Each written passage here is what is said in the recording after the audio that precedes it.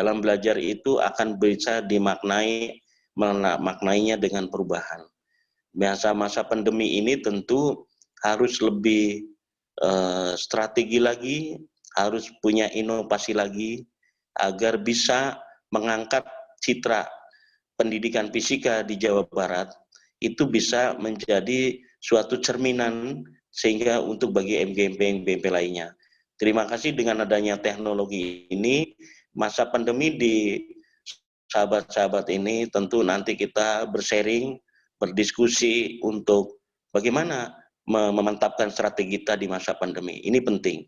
Oleh karena itu, kita harus ada upaya memberdayakan kembali MGMP.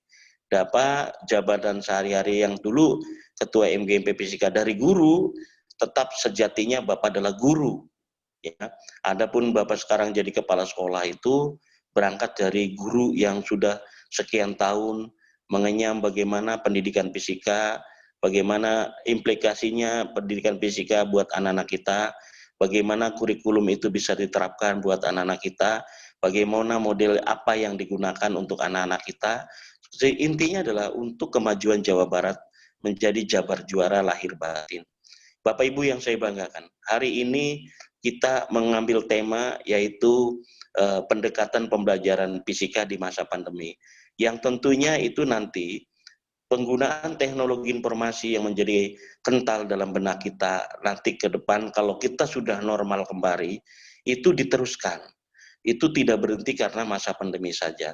Kreativitas berpikir, inovasi, kemudian juga mencipta, membuat, mengadakan, terus juga termasuk kepada memberdayakan, itu harus dilanjutkan di masa tidak pandemi.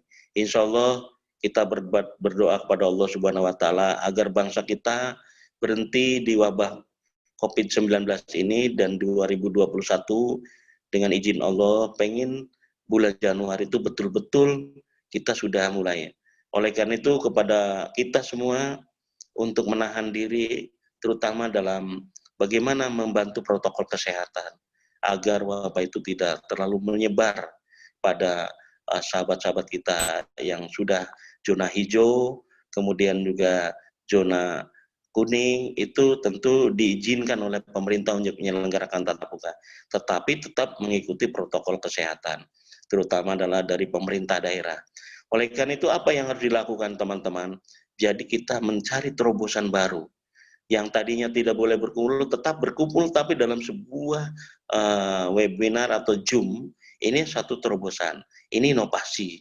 Oleh karena itu, kita akan mencari hal-hal yang baru melalui sahabat-sahabat kita di Jawa di Sukabumi, juga Jawa Barat. Oleh karena itu, selamat berdiskusi, selamat bergabung di ruang Zoom ini untuk mencari terobosan dan bertukar pikiran antara MGMP sekolah satu dengan MGMP sekolah lain dalam Kabupaten Sukabumi, atau yang lebih darat adalah Jawa Barat. Yang lebih luas lagi adalah Indonesia.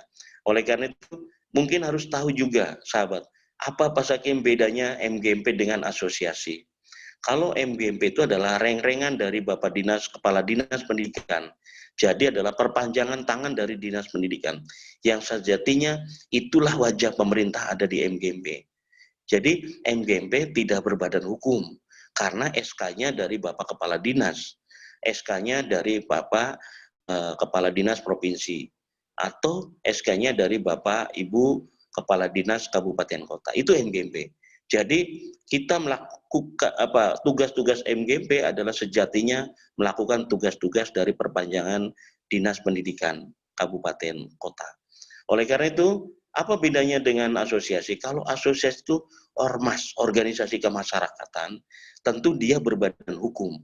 Sehingga SK-nya harus dari Menteri Hukum dan HAM. Dan MGMP adalah tidak bisa bekerja sama dengan Kemdikbud, karena MGMP adalah keluarga Kemdikbud.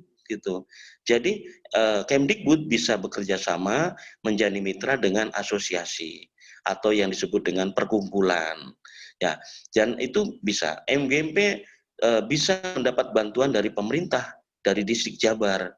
Kemudian MGMP bisa mendapat bantuan dari, Dinas Kabupaten Kota untuk SMP. Tapi Untuk SMA tentu harus dari Dinas Pendidikan Provinsi Jawa Barat. Tapi asosiasi nggak bisa, ya.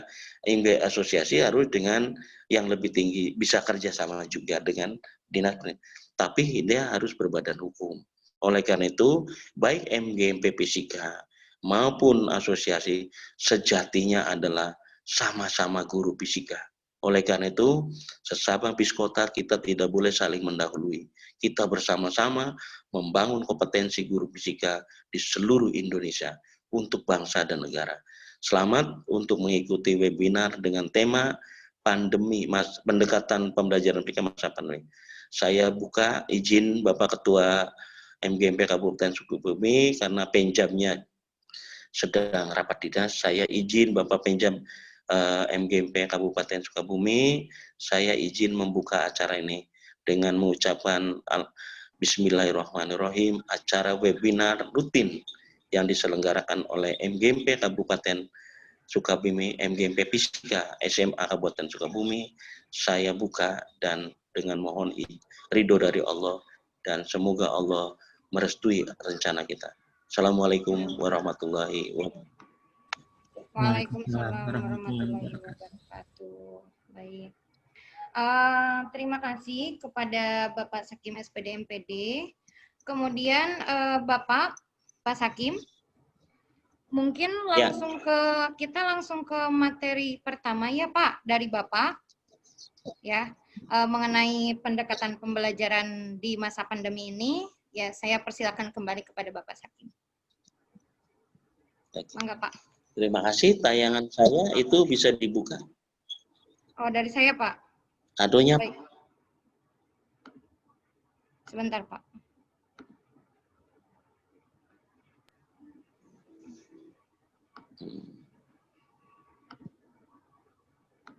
Share. Sudah ada tampilannya, Ibu dan Bapak? Atau yang ini ya Pak, betul? Dan terus Bu. Kenapa? Ya. Ya. Mana tampilannya? Belum muncul Bu. Nah sudah. Sudah ya Pak? Dari awal. Baik. Ya. Dari awal. Nah ya. Oke. Nah itu dia. Mohon izin teman-teman, hari ini saya diberi kesempatan menyampaikan materi sebagai narasumber dalam pendekatan pembelajaran fisika dalam kehidupan baru atau new normal, tapi sejatinya saya masih mengakui ini masih wabah, oleh karena itu mudah-mudahan ini berkenan. Jadi pendekatan pembelajaran fisika di masa wabah COVID ya 2019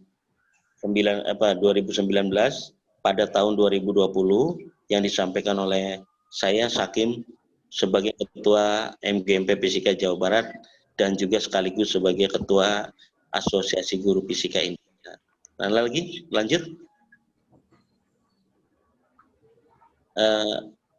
Lanjut. Iya Pak, sebentar. Ya. Ininya loading sebentar. Silakan. Dalam masalah yang dominan dalam masa pandemi ini adalah masalah yang paling sering dibicarakan baik oleh masyarakat Indonesia, masyarakat Kabupaten Sukabumi, masyarakat Jawa Barat, termasuk kita sebagai stakeholder dari dunia pendidikan itu adalah masalah sinyal. Jadi saya di pesawahan ini kadang muncul sinyal bagus, kadang juga lemah. Jadi oleh karena itu melalui bantuan Telkomsel untuk melalui bantuan Telkomsel Mohon maaf, sebentar. Ya.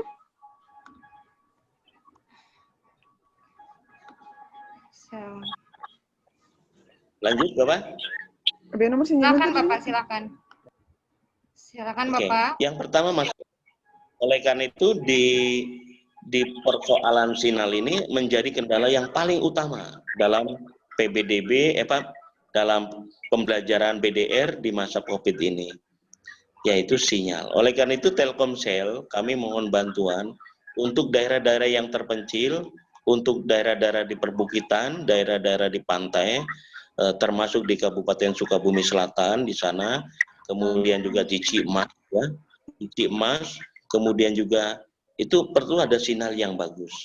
Oleh karenanya, saya menghimbau teman-teman yang bekerja di Telkomsel untuk menguat kembali relay sebagai sambungan sinyal untuk bisa transmit yang bagus untuk teman-teman saya yang ada di pinggiran-pinggiran pantai di sana.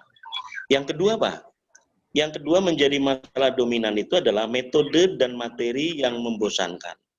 Para guru fisika masih menggunakan metode dan cara-cara lama. Metode dan materi yang mungkin tidak didesain secara kreatif, sehingga hanya dapat dari materi orang lain, lalu disampaikan kepada murid yang tentu belum tentu sama antara murid di Kota Bandung dengan murid di Kabupaten Sukabumi. Oleh karena itu, metode dengan situasi situasi pandemi ini tentu harus berbeda dengan metode pada saat dalam keadaan normal. Termasuk juga materinya, karena disampaikan dalam misalnya dalam webinar, itu waktunya nggak boleh lama. Jadi maksud Pak Sakim, dengan materi yang sangat sederhana, cukup 2 slide, tapi bisa mampu menjelaskan konsep dan menemukan konsep fisika dalam setiap KD. Nah ini oleh karenanya yang paling penting adalah metodenya sangat efektif dan materinya dapat didesain ulang untuk tidak sampai membosankan kepada murid. Yang berikutnya adalah komunikasi. Komunikasi murid itu ada di rumah. Komunikasi murid itu ada dalam benakan dan bimbingan orang tua. Jadi tentu berkuranglah hubungan komunikasi murid antara murid dengan guru, antara murid dengan teman muridnya atau teman sebaya. Oleh karena itu, bagaimana mencari komunikasi yang efektif dalam masa pandemi? Tentu langkah yang pertama adalah menggunakan media. Media ini harus nomor 1 menjadi penggagas dari penggunaan media. Yang berikutnya adalah kurang bantuan dana untuk internet dari pemerintah. Kemarin dari anggaran BOS bisa dibelikan internet, bisa dibelikan kuota untuk murid. Bahkan pemerintah sendiri membantu untuk 3 bulan atau berapa giga untuk 3 bulan sekian. Tapi ternyata kenyataannya nanti mereka akan yang tahu adalah masyarakat, terutama adalah para siswa, peserta didik di rumah, apakah betul dapat bantuan dari pemerintah, baik yang diadakan oleh bos sekolah maupun yang diadakan oleh pemerintah secara langsung melalui Mas Menteri. Itulah sebabnya bantuan dana untuk internet itu masih terbatas, ya. Tapi kita sebanyak itu pemerintah menganggarkan untuk memanfaatkan internet untuk dalam pembelajaran daring, ya. Kemudian berikutnya yang kelima, masalah yang kelima adalah sulitnya berinteraksi secara langsung dengan guru dan teman mereka. Maksudnya anak-anak kita di rumah itu hanya dapat bimbingan orang tua. Oleh karena itu nanti dalam mencari terobosan bagaimana interaksi secara langsung antara guru dengan teman sebaya melalui media dan melalui grup-grup tertentu dalam aplikasi yang disediakan oleh Pak Mas Menteri, kita gunakan termasuk juga oleh Dinas Pendidikan Provinsi Jawa Barat itu. Yang keenam adalah beberapa siswa dinilai mengeluh minimnya waktu pengerjaan tugas yang diberikan oleh guru. Sekarang gini aja logikanya, fisika misalnya 5 nomor, ya itu sudah misalnya durasinya 60 menit. Kemudian kimia 5 nomor 60 menit, sudah berapa itu? Sudah 10. Biologi misalnya 5 nomor. Berapa tugas murid dalam waktu itu? Oleh karena itu, kita mengurangi adalah metode penugasan menjadi model yang sangat interaktif, dengan waktu yang sangat singkat, menggunakan pulsa, menggunakan sinyal. Tapi kalau semuanya menggunakan hanya WA, WhatsApp, itu pasti tugas. Tapi kalau guru itu kreatif sehingga memanfaatkan media YouTube, menggunakan media Google Meet, menggunakan media Classroom, itu pasti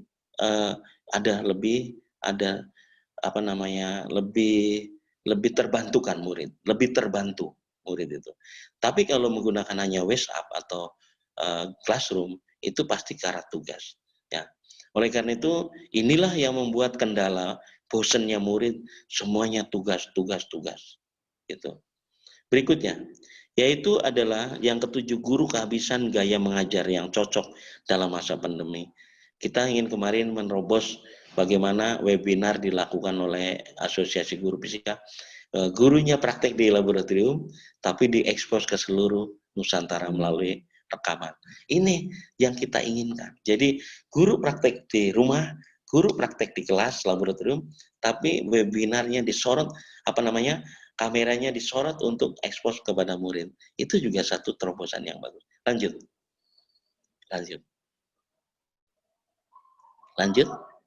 Slide berikutnya. Kemudian perlu diperhatikan selama dan setelah masa pandemi COVID-19 berakhir. Ya, yang pertama Anda lihat dari sisi teknologi. Berapa banyak guru di Sukabumi yang menguasai teknologi? Berapa banyak orang yang menguasai Zoom? Berapa banyak orang yang menguasai dan memanfaatkan dalam pembelajaran itu Google Meet? Berapa banyak guru yang menguasai dan memanfaatkan Teams yang dari Office 365. Itu adalah teknologi-teknologi yang satu sisi bisa meningkatkan kreativitas belajar murid. Artinya tidak melulu dengan tugas-tugas. Ada interaktif, ada komunikasi antara kita dengan murid. Seperti hari ini, saya bisa menanya kabar melalui layar. Nah, tapi kalau itu sulit dilakukan oleh MGMP karena kemampuan menggunakan teknologi yang terbatas, termasuk juga tadi, maka tentu kita akan sulit untuk mendapatkan belajar yang maksimal. Bagaimana cara lainnya dengan sisi teknologi? Jadi nanti pembelajarannya harus campuran. Saya nyebutnya blended itu campuran. Bisa luring ya bagi yang sudah memenuhi persyaratan protokol kesehatan. Bisa juga daring. Satu lagi, ada juga ditempuh dengan kunjungan atau home visit.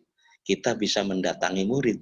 Tentu di Sukabumi jaraknya jauh, itu tentu harus cara-cara tersendiri. Misalnya dikumpulkan di satu desa atau kelurahan mana, guru belajar di situ bersama muridnya. Tapi tetap menjaga protokol kesehatan. Yang berikutnya perlu diperhatikan juga selama dan setelah pandemi adalah infrastruktur. Misalnya kalau guru ada di sekolah akan menggunakan infrastruktur yang ada di sekolah. Seperti hari ini, saya bisa menggunakan infrastruktur dan internet dari sekolah tanpa menggunakan kuota sendiri, gitu kan. Yang permasalahan diperlu perhatikan oleh kepala sekolah dan oleh dinas pendidikan adalah masalah bandwidth internet untuk mendukung dan memadai pembelajaran daring. Ini masalah-masalah yang harus diperhatikan. Kemudian kerjasama antara operator dengan guru. Artinya berapa banyak guru yang menggunakan daring hari ini, kemudian dengan waktu yang sangat dijadwalkan oleh operator, tentu harus koordinasi. Oleh karena itu dalam masa pembelajaran daring ini adalah harus ada pengelolaan sekolah secara efektif, tentu harus produktif, dan tentu harus inovatif. Itulah sebabnya hal-hal yang lain yang harus Jadi pendek cerita, saya berbelajar daring, jujur saya mengakui adalah mahal. Kenapa? Menggunakan pulsa yang setiap detik terus dibayar, gitu kan. Ya, oleh karena itu, tapi dengan hari ini kita dapat Google Meet gratis, Zoom gratis, karena MGMP sudah berbayar dengan 500. Ini kehebatan MGMP Kabupaten Sukabumi, sudah berbeda dengan kabupaten lain, sudah punya ruang Zoom yang memang berbayar walaupun masih kapasitas 500. Insya Allah nanti ke depan 1000. Lanjutkan. Slide ketiga.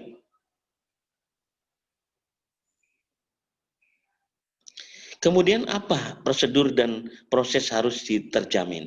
Yang pertama adalah kesiapan materi pelajaran. Yang tadi saya sudah katakan bahwa materi pembelajaran harus didesain ulang. Kemudian penguasaan materi nomor 1. Jadi tanpa harus melihat buku, harus hafal. Bagaimana untuk mengembangkan indikator dalam pembelajaran. Bagaimana metode apa yang akan digunakan dalam daring. Jadi bagaimana kita bisa mencari media atau metode yang sangat durasi putar 2 menit, tapi mampu menemukan konsep murid. Jadi tidak usah daring lama-lama karena pembelajaran daring kan mahal.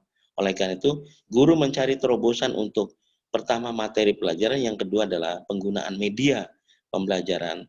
Tentu harus cukup dalam 2 menit murid menemukan konsep. Ini bisa tidak? Saya tantang MGMP Sukabumi mencari cara yang efektif, dan sekaligus nanti Pak Indra sebagai duta rumah belajar, ini tentu harus mencari hal-hal yang efektif yang membantu pemerintah. Dan itulah karya Mas Indra yang sedang ditantang oleh sahabat-sahabat MGMP. Berikutnya adalah penetapan aplikasi mana, video mana menjadi konten yang sesuai. Gitu. Apakah Zoom, apakah Google Meet, ataukah Teams yang dari Microsoft 365 dan seterusnya. Itu adalah diserahkan kepada guru. Karena yang mencari ketepatan dalam menemukan menemukan metode, menemukan media adalah pada guru. Pada KD yang mana kita akan menggunakan penugasan. Pada KD yang mana kita akan menerapkan pada praktik misalnya kan. Jadi KD-nya kita harus melakukan analisis terhadap KD-KD. Di dalam KD itu banyak. Dalam masa pandemi ini tidak mesti harus semua KD itu dibahas. Jadi yang intinya adalah murid itu belajar sesuai dengan situasi dan keadaan yang khusus ini. Ya nyebutnya keadaan tidak normal. Jadi tadi ada ambisi seluruh KD tuntas, nggak mesti harus begitu. Nanti dalam masa pandemi ini tentu nanti ada kurikulum nasional, ada kurikulum daerah, dan ada kurikulum dari sekolah yang kita sebut kurikulum mandiri. Yang penting anak kita bisa mengembangkan pembelajaran. Tidak melulu harus mengacu pada KD nasional, juga pada KD kabupaten kota, maaf saya nyebutnya pemerintah daerah, tapi juga saya bukan KD, kurikulum nasional, ada kurikulum provinsi ataupun kabupaten kota, ada kurikulum yang dibuat sekolah, memang ciri khas sekolah itu namanya kurikulum mandiri. Itu boleh tiga-tiganya kita lakukan, atau boleh mungkin kita memilih kurikulum mandiri. Jadi masa pandemi ini jangan sampai membebani orang tua murid, jangan sampai membebani orang. Misalnya dari misalnya murid itu ada 36, lalu yang masuk daring atau yang masuk YouTube atau masuk kepada Zoom misalnya hanya 16 murid.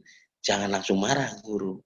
Mungkin ada cara-cara lain, yang satu masuk Zoom, yang mungkin yang satunya kunjungan. Jadi nanti bervariasi memperlakukan murid. Jadi jangan suatu metode untuk seluruh murid, dan ini tampaknya berat. Kenapa? Ada murid yang tidak bisa beli kuota, gitu kan? Ada murid yang maaf, jangankan beli kuota, beli beras juga orang tuanya merasa kesulitan. Jadi guru jangan langsung emosi kalau murid itu tidak semua masuk ke dalam ruang Zoom. Maaf. Dan ini penting ya dalam masa-masa pandemi. Jangan sampai kita MGMP Fisika membebani masyarakat dengan harus semuanya Zoom. Ya, kalau ekonomi kita lagi membaik, ekonomi orang tua kita sedang susah. Oleh karena itu perlakuan kita juga pada anak-anak harus bervariasi. Berikutnya adalah model pembelajaran daring. Itu tentu harus modelnya harus cocok. Kalau boleh modelnya adalah satu, selain penugasan juga adalah portofolio. Ya, metode portofolio. Jadi tugas kita kumpulan, tapi tidak harus selesai pada hari itu. Nanti kapan kita janjian tugasnya dikumpulkan. Apakah kita bisa lewat selain ke Zoom, tapi juga lewat. Pokoknya kita kurangi sedikit beban-beban tugas anak-anak. Tapi tentu memang dalam kurikulum itu adalah ada perencanaan, ada pelaksanaan, ada penilaian, atau sekarang lagi kena istilah asesmen. Istilah asesmen itu sedang keren. Tapi dalam hal itu semua tidak boleh membebani murid dan terlalu berat. Ya, jadi kita guru harus elastis sedikit, harus bijaksana sebagai pengelola pembelajaran. Sekaligus guru adalah sebagai pemimpin pembelajaran. Tentu harus bijaksana dan arif. Jangan sampai mencuat gara-gara ikut daring, murid ditempeleng. Jangan. Itu berbahaya. Itu adalah akan masuk ke ranah hukum. Berikutnya, penyusunan kurikulum. Penyusunan kurikulum itu Mas Menteri sudah mengeluarkan yaitu keputusan Menteri ya, nomor 719 pada tahun 2020 tentang pelaksanaan kurikulum dalam masa kondisi khusus. Jadi itu tadi bisa kita KD-nya disederhanakan, dikurangi. Kalau kemarin KD fisika kelas 11 misalnya sekarang hanya ada 9, dikurangi dalam 1 tahun ya. Nah, ke depan nanti justru KD-nya jangan terlalu banyak, cukup 2. Tapi dalam gitu. Pengembangan soal-soal yang berbasis PISA yang sifatnya kontekstual, yang mengatur pada framework-nya PISA, itu nanti kurikulum jangan terlalu gitu kan. Jangan kurikulumnya KD-nya jangan terlalu 6 dalam berat itu.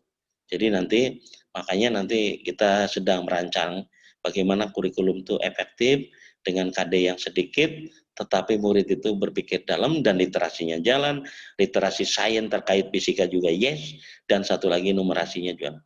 Berikutnya adalah rencana pembelajaran desain ulang. Mas Menteri mengeluarkan edaran nomor 14 tahun 2019 terkait dengan penyederhanaan RPP.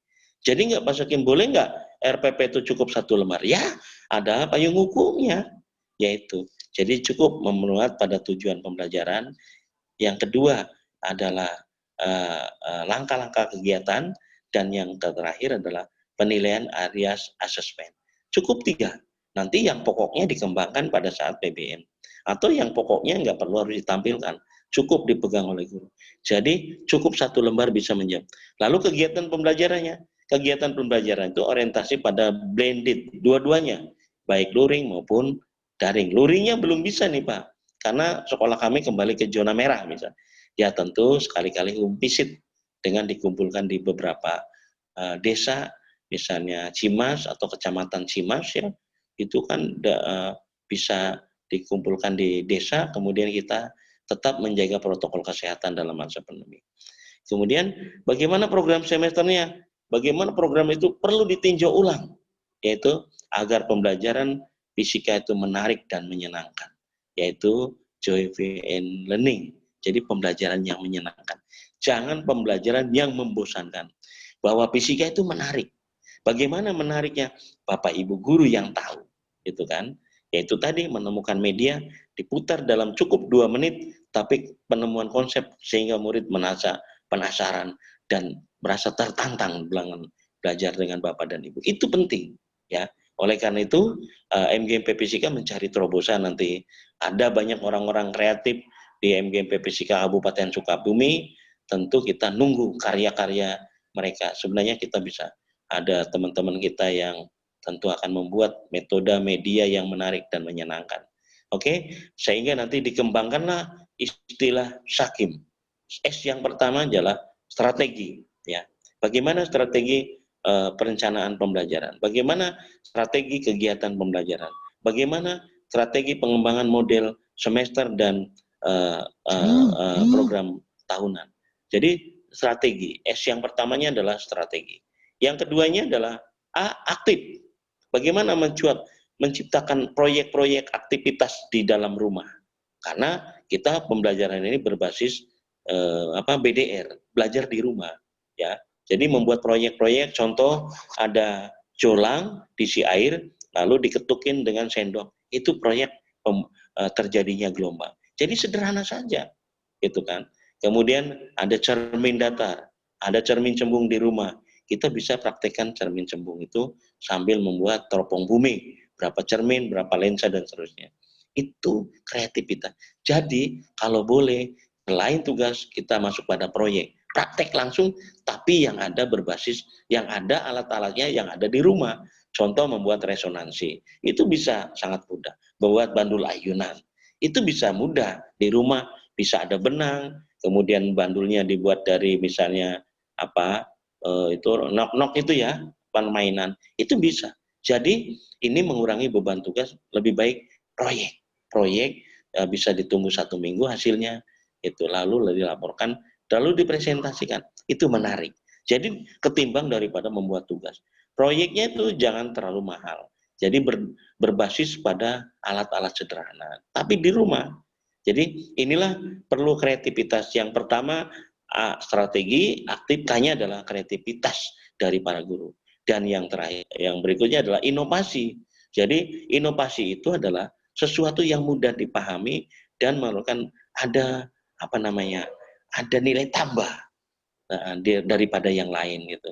Inovasi. Jadi Sakim, M-nya adalah yang terakhir, menyenangkan. Itulah sebabnya metode ini harus kita dikembangkan selain dari Bapak Indra, dari Sakim. Strategi, aktif, kreatif, inovatif, M-nya adalah menyenangkan. Terima kasih. Webinar saya nanti tentang protokol kesehatan nanti bisa oleh yang lain ya, cukup hampir semuanya juga sudah menerapkan itu. Saya materinya cukup sampai sini, sampai sudah 30 menit ya, dan boleh silakan dilanjutkan dengan tanya jawab. Assalamualaikum warahmatullahi wabarakatuh. Waalaikumsalam warahmatullahi wabarakatuh. Terima kasih Pak Sakim atas pertanyaan, atas materinya. Kemudian silakan Ibu dan Bapak yang ingin bertanya di kolom chat. Silakan. Ada, insya Allah ada giveaway untuk penanya, 2 penanya terbaik ya, Ibu dan Bapak, silakan. Bapak, mungkin kita mulai dari pertanyaan pertama ya Bapak, dari Pak Rao, SMPN 3, Kota Sukabumi. Pertanyaannya adalah, dalam pemberian pembelajaran PJJ ini saat melakukan praktek fisika, ada kesulitan pada anak dalam menyelesaikannya. Dan akhirnya beberapa anak memakan waktu 1-3 pertemuan, bahkan lebih. Bagaimana memberikan penugasan berikutnya saat ada anak yang sudah menyelesaikan tugas dan yang belum? Gitu, Pak. Oke, itu pertanyaannya. Ya. Oke. Kalau ulah sudah? Satu dulu ya. Ya, silakan Pak. Satu dulu ya. Ya. Oke. Siap.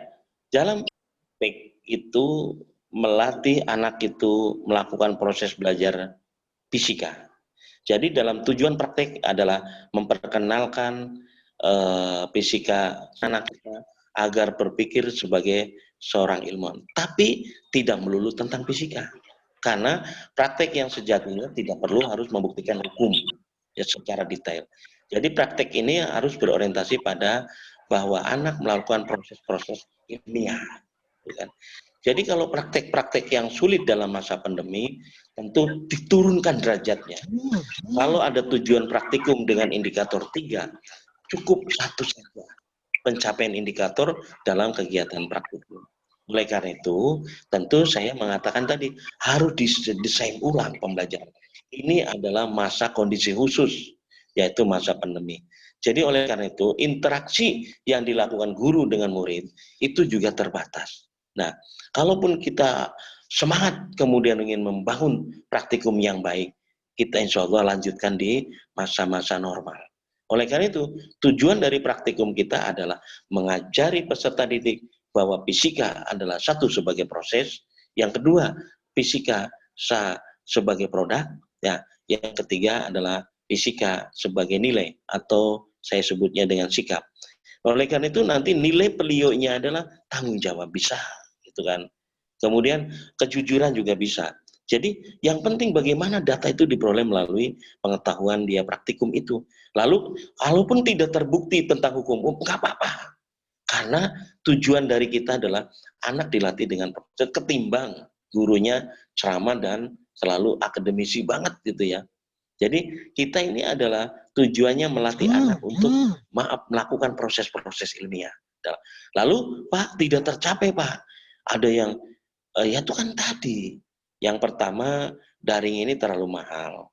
Yang kedua tentu tugas yang praktikum yang diberikan oleh guru fisika bukan hanya fisika, tapi juga mungkin kimia sama biologi. Nah oleh karena itu kita menuntut ya sebagai tagihan itu memang kita praktikum lalu tagihannya lapor kan ya. Nah jangan terlalu mengambil banyak indikator dalam praktikum itu. Jadi kita harus menyesuaikan dengan masa pandemi yang sangat singkat. Dan jujur saya selalu berulang-ulang bahwa pembelajaran daring ini mahal. Lalu bagaimana laporannya? Kita tidak harus tuntas sampai pada laporan-laporan yang ideal sebagai guru. Kita harus memberikan kesempatan pada anak-anak yang penting proses fisikanya jalan, terutama dalam fisika sebagai proses. Contohnya pengambilan datanya seperti apa, itu penting. Nah, oleh karena itu nanti kalau seandainya perhitungan matematika yang terlalu berat, kita juga kurangi.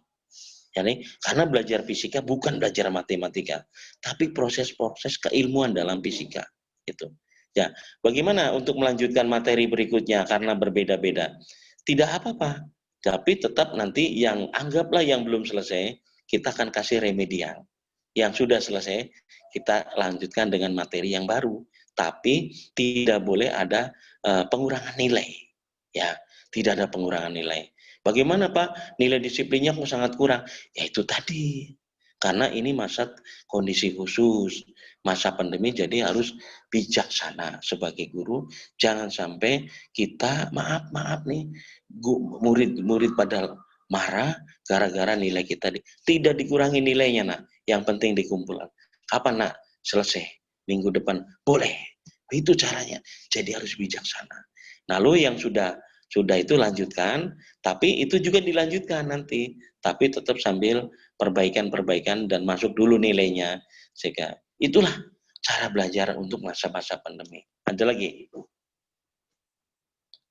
Oke, ada lagi Bu Nina? Ada lagi Pak, satu lagi. Sebentar, dari Ibu Neng Amelia Rahmawati dari SMA Mutiara, katanya di sekolah kami membuat pembelajaran sesuai literasi. Kebetulan fisika ada di literasi sains. Di dalamnya terdapat mapel geografi, fisika, penjas, biologi, dan kimia. Anak-anak dituntut untuk membuat satu proyek dari hasil pembelajaran. Tetapi di sini guru kebingungan untuk menjelaskan kepada murid. Bagaimana tanggapan Bapak dengan model pembelajaran seperti ini? Dan bagaimana cara menyampaikan kepada siswa biar siswa paham dengan semua mapel yang ada di literasi sains, sedangkan siswa tidak boleh terbebani, gitu Pak. Oke, jadi kita akan membuat proyek yang selalu berkolaborasi agar KD-KD di mapel didesain ulang. Tapi proyeknya satu saja. Walaupun ada titipan dari penjas orkes, ada titipan dari geografi, maaf ya saya nyebutnya titipan ya, ada pesan KD dari fisika itu sendiri, ada pesan KD dari matematika. Nah, di sini letaknya guru. Mampu mendesain ulang yang menarik dari sebuah proyek, tapi semua mapel dalam KD itu terlibat. Saya nyebutnya kolaborasi. Nah, kolaborasi nanti adalah di situ peran guru fisika. Kolaborasi dengan guru matematika, kalau ada perhitungan juga kolaborasi dengan guru geografi. Nah, jadi satu proyek, tapi untuk satu proyek ya, tapi terlibat dari seluruh komponen guru, bukan hanya fisika, karena ini berat. Nah, oleh karena itu nanti saling terintegratif. Bisa tidak? Jadi satu kegiatan tapi untuk seluruh KD. Namanya terintegrasi. Seperti tematik gitu. Itu bagus. Tematik di SMP itu bagus. Tematik di SD bagus. Jadi orang mengajarkan nama proyek, misalnya maaf ya, saya menyebutnya air galon. Wah, bagaimana penduduk Jawa Barat ini kebutuhan air bersih ya. Geografinya, sosiologinya ada, kemudian ekonominya juga ada. Berapa persen masyarakat Jawa Barat masih menggunakan air galon untuk minum dan untuk memasak. Karena dari PDAM masyarakat masih belum kurang percaya, maka dia menggunakan berapa persen masyarakat Jawa Barat. Itu dibuat proyek. Jadi pengadaan air bersih judulnya. Gimana nih kira-kira misalnya daerah air sungai tapi bisa jernih untuk kalaupun bukan untuk minum tentu bisa juga untuk mandi misalnya, tapi sudah jernih, bisa nggak? Di situ adalah proses-proses sains mudah muncul, proses-proses sosiologi dengan kebiasaan masyarakat di lingkungan Sukabumi sudah ada, Ekonominya berapa biayanya? Jangan mahal-mahal. Ekonominya dihitung alat ini cukup 100.000 tapi udunan. Itu begitu. Namanya prinsip gotong royong yang sedang dikembangkan pemerintah. Jadi menciptakan proyek bersama-sama dengan beberapa guru. Oleh karena itu egoisme guru fisika mulai dikurangi. Harus welcome seluruh bahasa Indonesia bergabung dengan kami. Penjas Orkes, ayo kita bikin proyek bersama. Lalu nanti hasil proyek bersama itu disampaikanlah kepada murid. Tapi tentu guru fisikanya harus komitmen dengan guru-guru lain. Selama ini sikap individual dalam masa pandemi ini harus dihilangkan. Jadi harus bareng-bareng, gotong royong bahasanya. Ya, jadi nanti satu nilai-nilai yang terkandung dalam penguatan pendidikan karakter itu pasti dapat. Ya, pertama dalam pendidikan karakter kan ada 5. Kemudian kompetensinya harus ada dalam proyek itu. Apa yang akan diukur? Ya, apa yang menjadi sentral pengukuran dalam asesmennya nanti?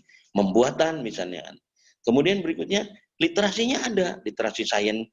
Jadi kita tetap yang namanya proyek kecakapan abad 21 itu tidak lepas dari satu literasi, yaitu ada 6 literasi itu. 1, literasi baca dan tulis bahasa Indonesia, literasi numerasi matematika, literasi angka-angka ya, numerasi itu angka-angka, literasi sains, literasi teknologi dan komunikasi, literasi keuangan finansial, dan literasi budaya dan satu lagi, jangan lupa literasi teknologi. Dan terakhir, literasi budaya dan kewarganegaraan. Jadi literasi dasar itu ada 6. Gitu.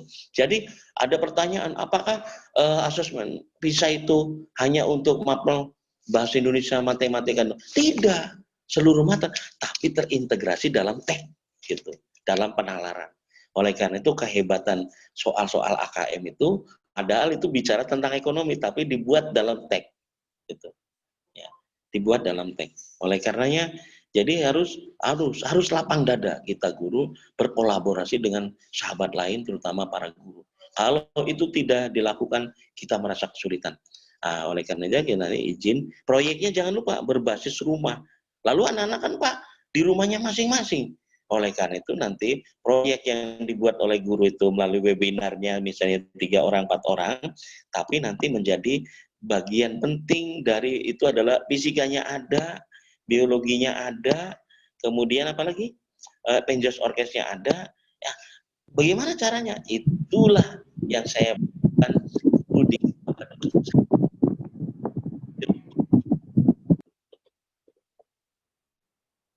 lanjut, Nida.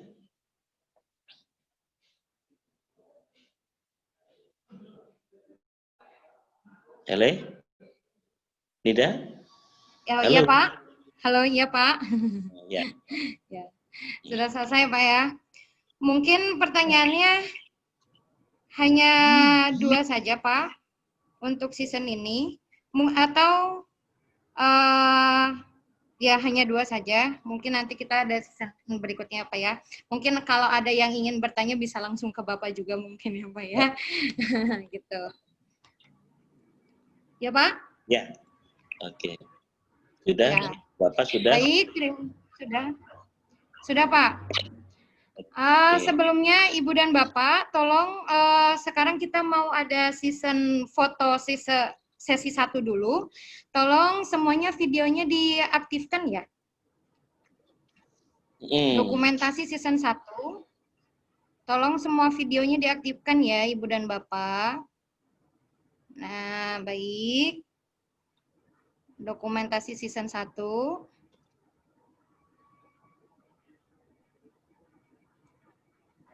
Oke, masih ada yang belum? Pak Isep, Budian, Pak Beni. Oke. Baik, saya akan ambil gambar. Ya, boleh berpose semuanya. Siap, 1. Sebentar Pak. Baik, 1, 2, 3. Oke, tunggu sebentar. Tunggu sebentar, Ibu dan Bapak. Oke, sekali lagi ya, Pak. Mohon maaf, sekali lagi. Oke, 1, 2, 3. Baik, oke. Terima kasih kepada Pak Sakim, pemateri pertama yang sudah luar biasa sekali materinya. Semoga materi ini sangat berkahnya, ada berkahnya khususnya kepada Pak Sakim, umumnya kepada kita semua, dan semoga kita dapat mengaplikasikan dalam pembelajaran. Gitu. Baik, Ibu dan Bapak, kita lanjutkan saja ke pemateri kedua, yaitu mengenai pemanfaatan kelas maya pada portal Rumah Belajar yang akan disampaikan oleh Bapak Indra Samsudin SPD MPD, lahir di Sukabumi. Tugas sekarang jabatannya adalah Ketua MGMP Fisika Kabupaten Sukabumi, dan bertugas di SMA Negeri 1 Cikembar. Maka dari itu kepada Bapak Indra Samsudin SPD MPD, dengan hormat kami silakan. Baik, bismillahirrahmanirrahim. Pertama-tama, Bu Nida, saya akan share screen dulu. Ya, silakan. Sebentar, Pak. Silakan, Pak. Ya, apakah tampilan saya sudah berubah?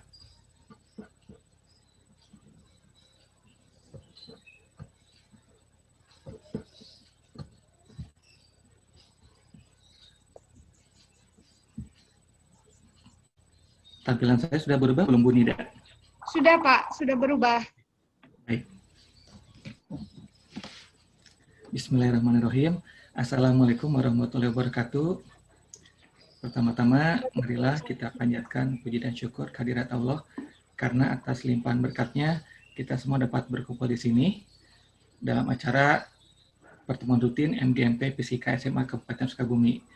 Kemudian tak lupa kita sampaikan salawat serta salam kepada junjungan kita Nabi Muhammad. Mudah-mudahan di hari zaman kita mendapatkan syafaatnya. Sebelum saya memulai, izinkan saya untuk menyapa rekan seperjuangan saya dari MGMP Kabupaten Sukabumi, juga dari MGMP Fisika Kota Sukabumi, rekan saya yang ada dari Bogor, kemudian dari Jakarta, dan dari tempat lain yang tidak bisa saya sebutkan satu persatu. Izinkan pada kesempatan ini, saya menyampaikan materi mengenai pemanfaatan kelas maya portal Rumah Belajar oleh saya, Indra Samsudin. Ya, sebetulnya kalau bicara mengenai latar belakang, ini adalah salah satu tugas dari kegiatan yang sedang saya ikuti, yaitu mengenai Duta Rumah Belajar, di mana kami telah melalui serangkaian tahap dari mulai bulan Maret kemarin, level 1 yaitu literasi TIK, kemudian level 2 itu lebih ke implementasi TIK, di mana kita membuat konten pembelajaran, kemudian level 3 kita membuat konten pembelajaran dengan tema yang lebih spesifik, dan di level 4 ini kita ada pada level berbagi. Jadi di sini kami calon duta rumah belajar atau sahabat rumah belajar diwajibkan untuk berbagi sharing pengetahuan dan dalam bentuk TIK. Dan penyampaian saya kali ini bukan berarti saya lebih bisa, tapi saya hanya ingin berbagi dari apa yang telah saya ketahui, terutama mengenai pemanfaatan portal rumah belajar. Ya, untuk materi nanti akan ada 2 sesi. Yang pertama akan saya paparkan mengenai apa itu rumah belajar. Kemudian nanti LMS yang mungkin bersifat teknik, bagaimana cara kita membuat sebuah pembelajaran berbasis daring. Bapak Ibu berbicara COVID, berbicara pandemi, maka jelas akan berhubungan dengan kegiatan daring. Dan mungkin salah satu hikmah yang bisa kita dapatkan dengan daring, dengan COVID, maka guru dipaksa untuk bisa belajar TIK. Bapak Ibu mungkin sudah mengenal ada banyak aplikasi berbasis kegiatan pelajaran, katakanlah seperti Google Classroom, kemudian Teams, dan disertai dengan aplikasi yang berbasis meeting seperti Zoom ataupun Webex. Nah, ternyata tidak perlu kita berbicara jauh ke arah itu karena pemerintah telah memberikan satu alternatif solusi yang sebelum COVID itu sudah ada, yaitu portal Rumah Belajar. Nah, apa itu portal Rumah Belajar? Yaitu portal pembelajaran yang menyediakan bahan ajar, kemudian bank soal, adanya media untuk interaksi antara kita dengan murid, dan semuanya itu sudah ditujukan untuk siswa, guru, juga masyarakat luas. Bapak Ibu bisa mengakses portal Rumah Belajar di alamat belajar.kemdikbud.go.id. Rumah Belajar mungkin pada faktanya kurang begitu terkenal dibandingkan dengan saudaranya. Namun kita patut berbangga karena ini adalah buatan pemerintah, kemudian diisi konten oleh guru-guru dan rekan kita, dan ini tidak berbayar alias gratis. Nah, Rumah Belajar memiliki slogan, belajar di mana saja, kapan saja, dan dengan siapa saja. Lalu, ada apa di Rumah Belajar? Ada konten apa saja? Ada menu apa saja? Ada fitur apa saja? Nah, pada kesempatan kali ini, saya akan memaparkan konten yang merupakan fitur utama di samping fitur pendukung. Konten utama yang paling ada, yang paling banyak dipakai dan paling penting adalah sumber belajar. Nah, apa itu sumber belajar?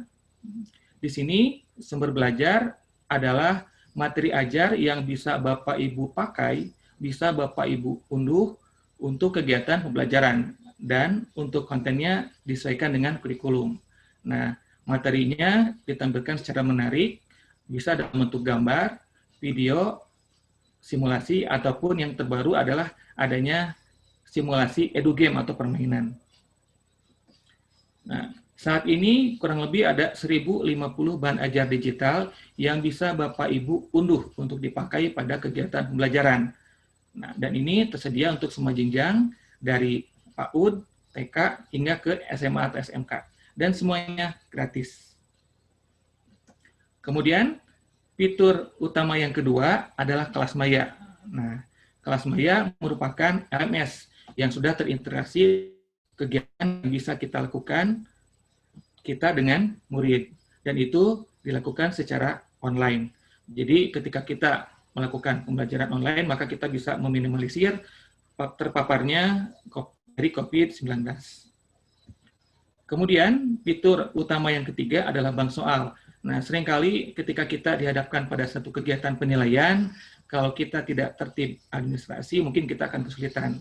Nah, di Rumah Belajar ini, Bapak Ibu memakai, mendownload bank soal yang memang jumlahnya sudah banyak, di mana bank soal ini bisa Bapak Ibu gunakan untuk sekedar latihan, untuk ulangan, ataupun untuk ujian. Dan semuanya disesuaikan berdasarkan topik ajar. Kemudian, salah satu alternatif yang memang sangat efektif adalah adanya laboratorium maya. Ketika sekolah kita itu ada keterbatasan dalam penggunaan alat atau dalam ketersediaan alat, maka ini bisa menjadi solusi. Jadi kita masih bisa tetap melakukan pembelajaran praktikum melalui laboratorium maya, dan ini bisa Bapak Ibu pakai secara online ataupun offline. Untuk online kita langsung pakai, online itu Bapak Ibu bisa mengunduh dulu, baru kemudian dipakai di lain waktu. Ya, untuk model laboratorium maya, nah, di samping Bapak Ibu diberikan ada banyak pilihan untuk praktikum secara virtual, Bapak Ibu juga akan dimanjakan dengan ketersediaan LKS berkaitan dengan topik yang akan kita praktikumkan. Di samping itu ada juga panduan pemanfaatannya. Jadi sebagai materi awalan ini, jelas telah ada solusi bagi kita menghadapi pandemi, meskipun kita tidak bisa melakukan kegiatan tatap muka secara langsung, tapi kita bisa melakukan kegiatan daring dengan portal yang memang lengkap, dan yang pastinya itu adalah tidak berbayar. Ya, itu pengantar sekedar dari Rumah Belajar. Selanjutnya akan saya lanjutkan mengenai pemanfaatan kelas maya untuk pembelajaran.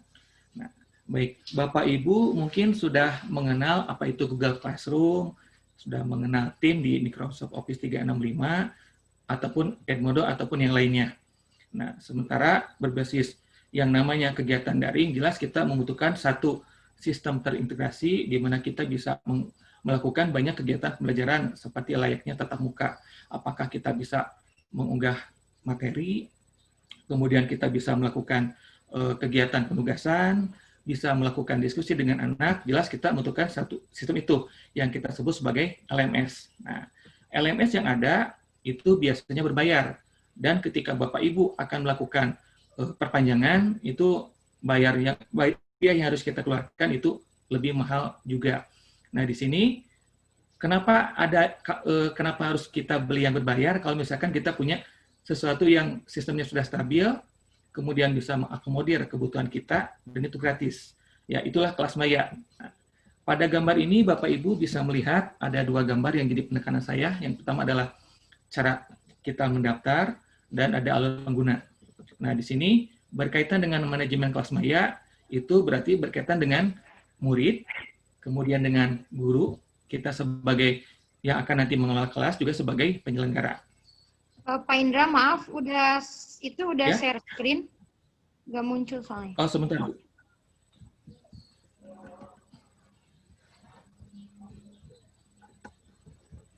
Share screen-nya tidak muncul. Bagaimana, Bu? Sudah belum? Belum, Pak. Sebentar, Bu.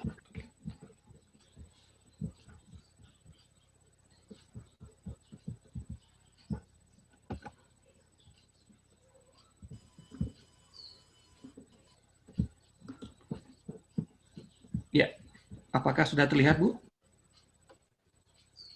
Baik. Ya, sudah, Pak. Sudah ya, Oke, Ibu dan baik. Bapak ada ya screen-nya ya, screen share-nya di yang lain? Ya. Ada ya? Ya. Baik, Pak, Ya. silakan dilanjutkan. Ya, terima kasih. Ya, merebaknya virus corona jelas membuat kita bergeser, apalagi kita sebagai guru fisika merupakan ujung tombak perubahan teknologi. Nah, oleh karena itu, karena COVID, maka kita mengadakan perubahan yang signifikan dari yang biasanya tatap muka menjadi berbasis daring. Nah, pada intinya, bentuk pembelajaran konvensional bisa disajikan dalam format digital melalui penggunaan IT. Nah, kemudian berbicara pembelajaran daring, sebetulnya menawarkan banyak sekali akan fleksibilitas, interaksi, dan juga untuk pembelajaran online atau daring itu dapat kita lakukan dalam bentuk e-learning, kemudian internet learning, distributed learning, dan lain sebagainya. Kemudian kelas maya merupakan salah satu lingkungan pembelajaran yang bisa kita lakukan dalam bentuk jaringan. Nah, Bapak Ibu bisa mengakses kelas maya dengan mengetikkan di masing-masing mesin pencarian, yaitu kata kunci itu adalah belajar.kemdikbud.go.id/kelas maya.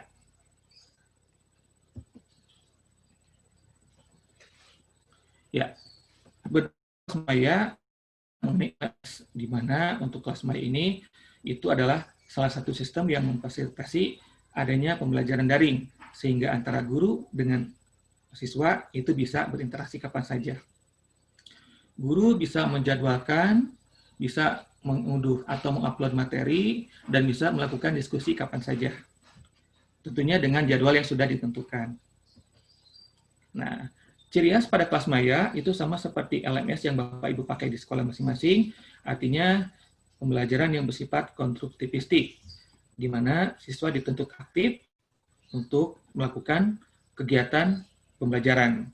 Nah, dengan pembelajaran online maka tidak terikat oleh ruang dan waktu, artinya bisa dilakukan kapan saja dan dengan siapa saja.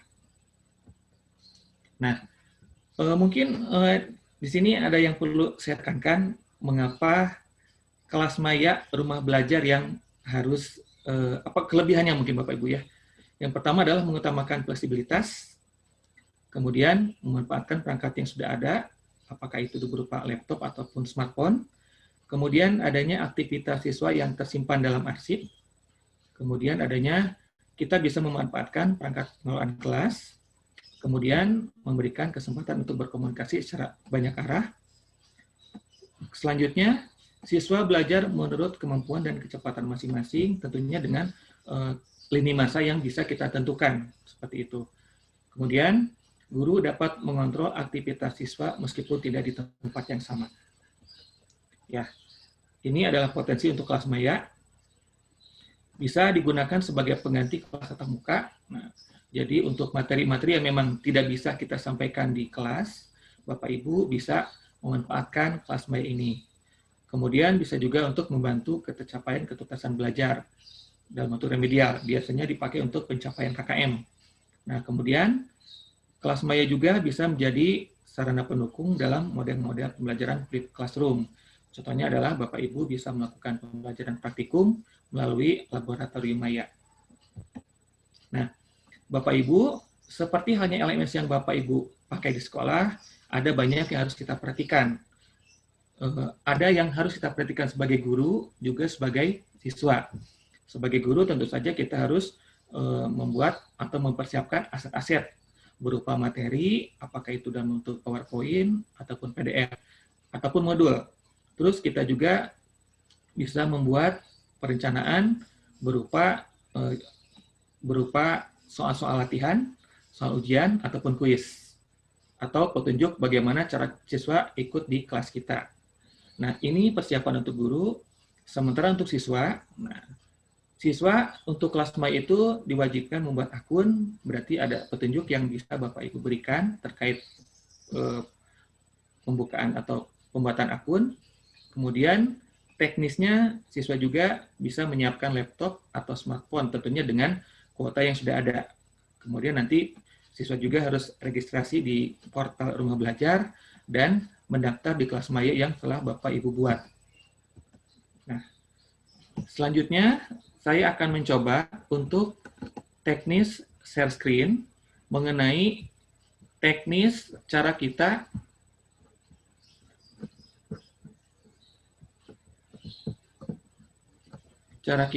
daftar di portal Rumah Belajar kelas maya. Ya. Jadi teknisnya Bapak Ibu nanti bisa dicoba di rumah. Kita akan membuat kelas maya. Nah, tidak sembarangan guru bisa membuat kelas. Sebelum admin penyelenggara membuat akun atas nama sekolah kita. Nah, pertama kita ketikkan alamatnya, yaitu kelas maya seperti ini. Bapak Ibu bisa melihat. Ya. Pak Indra, mohon maaf. Ya. Ininya belum ganti, Pak. Share screen-nya masih PowerPoint. Oh, sebentar. Ya, terima kasih, Bu. Ya. Baik, saya share screen.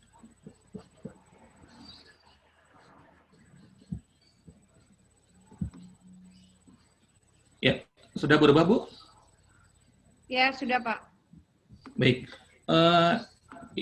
Teknis pembuatan akun kelas maya. Bapak Ibu bisa mengetikkan kelasmaya.belajar.kemdikbud.co.id. Nah, kemudian langkah yang paling awal kita lakukan adalah kita melakukan daftar. Ya, Bapak Ibu bisa, di sini ada tampilan ya, ada yang daftar sebagai siswa, daftar sebagai guru, dan daftar sebagai penyelenggara. Yang pertama harus dilakukan adalah daftar sebagai penyelenggara. Kita klik. Nah, Bapak Ibu akan diminta untuk mengisi data yang lumayan dan lain sebagainya. Untuk ID user itu diharuskan menggunakan huruf kecil semua dengan gabungan karakter, angka, dan huruf minimal 6 karakter. Kemudian nama sekolah. Nah, dan yang penting untuk diperhatikan adalah nama tingkat wilayah itu daerah tingkat 2, bukan tingkat 1, karena kita untuk Kabupaten Sukabumi berarti kabupaten daerah tingkat 2. Seperti ini. Nanti akan ada pilihan wilayah. Seperti itu. Ya, kita Sukabumi sudah ada. Coba kita lihat. Ya, sudah ada. Nah, kemudian Bapak Ibu jangan lupa untuk menuliskan nama sekolah Bapak Ibu ya. Terutama nama sekolah dan NPSN. Nah, ketika Bapak Ibu sudah mengisi, maka Bapak Ibu menunggu sekitar 1 atau 2 hari untuk diadmin oleh Pusdatin mengenai sekolah Bapak Ibu sebagai penyelenggara kelas maya. Nah, ketika sudah di-ACC oleh admin Pusdatin, maka Bapak Ibu baru bisa daftar sebagai guru. Seperti ini. Kita klik. Kurang lebih sama untuk format pengisiannya. Nah, di sini ketika Bapak Ibu sekolahnya sudah tercatat sebagai sekolah penyelenggara, maka di sini Bapak Ibu bisa mengisi atau mencari nama sekolah penyelenggara atau nama sekolah Ibu. Misalkan SMA Negeri 1 Cikembar.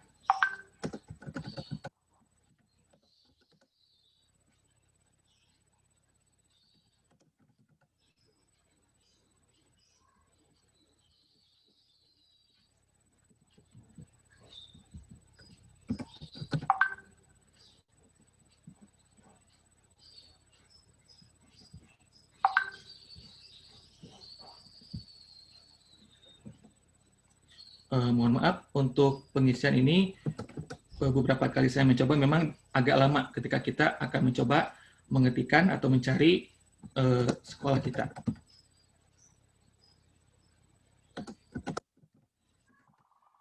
Ya, sudah ada.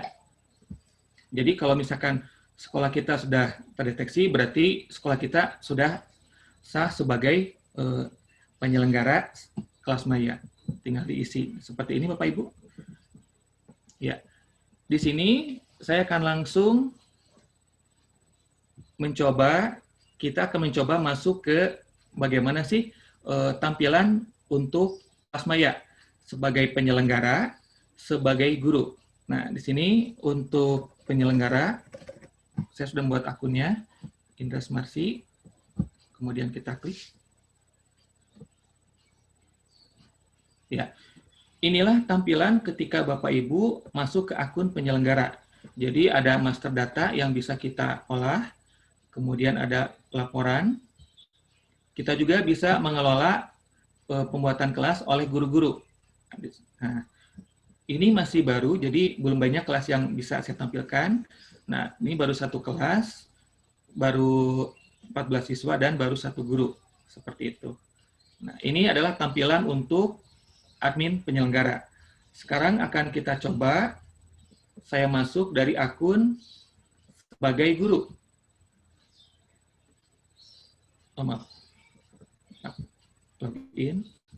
Ya, sebagai guru, akun saya itu Indra SMA 1 Cikembar.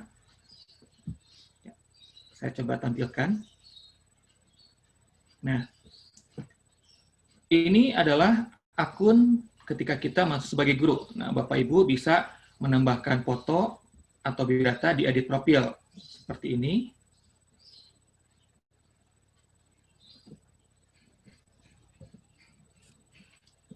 Ya, kita bisa menambahkan nama kita, kemudian deskripsi, nomor identitas, kemudian alamat email, kontak, dan juga sekolah penyelenggara. Nah, kita kembali ke tampilan utama atau dashboard. Bagi Bapak Ibu yang terbiasa menggunakan LMS, mungkin tampilan ini serupa ya, di mana kita ada tampilan untuk menambahkan kelas, tampilan untuk menambahkan materi, juga untuk melakukan penugasan. Kita coba lihat detail. Nah, inilah tampilan detail di mana Bapak Ibu melakukan kegiatan pembelajaran. Apakah dalam mengupload materi di bentuk modul, apakah dalam bentuk soal ujian, bagaimana kita memantau aktivitas siswa juga untuk melakukan penilaian. Nah, Bapak Ibu ketika akan menambahkan anak ke dalam kelas kita bisa menyebarkan atau membagikan kode ini. Jadi ketika Anda membuat akun kelas maya di rumah belajar, kode ini bisa Bapak Ibu bagikan. Jadi mereka bisa otomatis masuk ke kelas kita. Seperti itu. Atau anak bisa melakukan pencarian kelas maya dengan kata kunci. Nah, kata kuncinya ada di sini. Ya, ini adalah identitas di kelas saya. Ini ID-nya, judul kelas, deskripsinya itu berarti nama kita, kemudian deskripsi dari kelas ini, tujuannya apa. Nah, untuk tujuan, ini adalah kelas yang Bapak Ibu buat per KD. Jadi, bukan untuk semua KD. Jadi, KD, katakanlah KD elastisitas, berarti ini kelasnya. Ketika kita berpindah KD, maka kita menambah kelas yang baru, seperti itu. Nah, Bapak Ibu juga bisa melakukan, apabila ada kelas yang Bapak Ibu ampu lebih dari satu guru, maka Bapak Ibu bisa men-tag atau menambahkan rekan kita ke kelas ini. Kemudian, Bapak Ibu juga bisa melakukan kapan kita mulai kelas ini, kapan kita selesai. Biasanya untuk ini disesuaikan dengan jam pelajaran yang ada di silabus. Misalkan untuk elastisitas sekitar 6 jam, berarti kita setting katakanlah ini untuk seminggu. Kata kunci berarti nama kita diusahakan unik, jadi ketika anak mencari kelas kita, lebih mudah untuk ditemukan. Nah, di kelas ini juga Bapak Ibu bisa melakukan prosentase untuk penilaian KD ini. Misalkan keaktifan di forum itu poinnya berapa persen, kemudian nilai di kelas Maria berapa persen, tugas modul berapa persen, dengan total sekitar 100%. Nah, tentu kita juga pasti diminta untuk menuliskan nilai KKM. Berapa nilai KKM di kegiatan pada KD ini. Seperti itu. Ini jelas saja saya sampaikan. Kemudian, untuk modul, di sini sudah saya uploadkan beberapa kegiatan belajar. Pertama, di modul, kemudian latihan, dan juga kuis. Untuk modul, cara mengupload modul, nanti Bapak Ibu bisa tambah modul. Di sini akan saya coba ulangi kembali langkah-langkahnya dalam bentuk edit. Modulnya adalah modul elastisitas, durasinya perkiraan 1 jam, kemudian kita menambahkan deskripsi. Nanti di bawah Bapak Ibu bisa menambahkan atau mendrop file materi yang sudah Bapak Ibu siapkan terlebih dahulu. Dan diusahakan ukurannya kurang dari 10 MB sehingga bisa disimpan di sini. Nah, ketika sudah sukses, maka bisa disimpan. Ini untuk penguploadan materi, bisa dalam bentuk PDF, PPT, ataupun yang lainnya. Bisa juga dengan video. Kemudian untuk kegiatan selanjutnya adalah menambahkan tugas. Nah, ini sudah dilakukan. Saya ke atas dulu.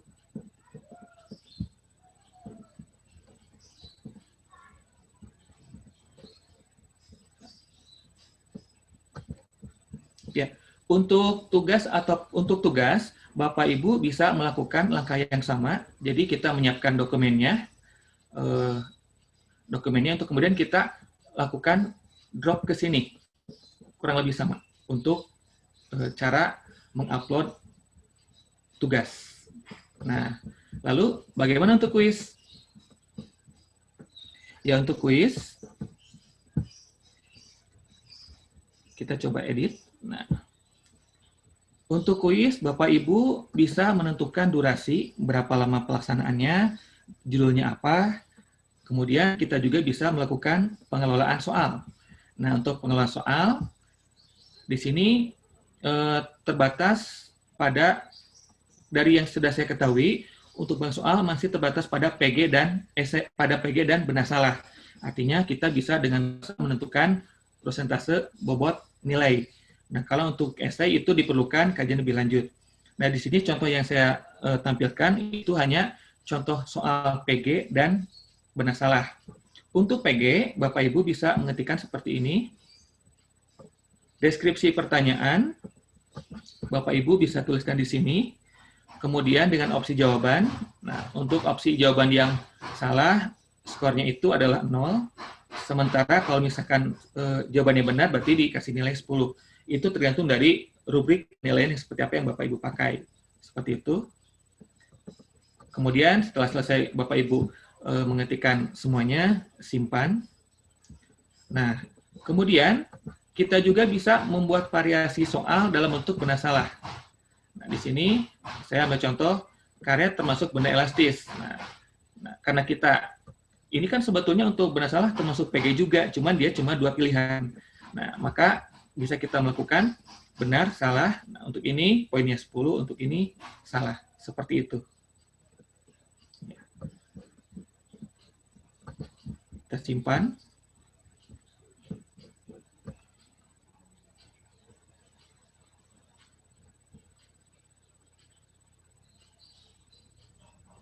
Ya, selanjutnya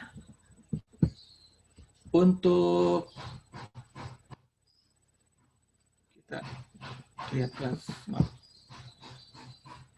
Untuk penugasan yang lainnya kurang lebih sama.